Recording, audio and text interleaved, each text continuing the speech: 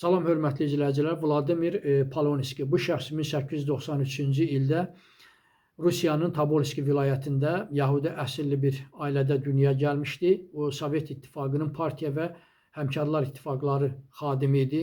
1922-ci ildə Sovet İttifaqı Kommunist Partiyasının üzvü idi. 1908-ci ildə matros kimi fəaliyyətə başlamış. 1912-ci ildə Sankt-Peterburqda elektrik ustası kimi fəaliyyət göstərmişdir. 1914-cü ildə siyasi baxışlarına görə həbs olunmuşdur. Həbsdən çıxdıqdan sonra 1930-1933-cü illərdə Azərbaycan Kommunist Partiyası Mərkəzi Komitəsinin birinci katibi vəzifəsində çalışmışdır. Bu vəzifədən çıxarıldıqdan sonra 22 iyun 1937-ci ildə o həbs olunur və 1937-ci ilin oktyabr ayında Ljublyana türməsində güllələnir.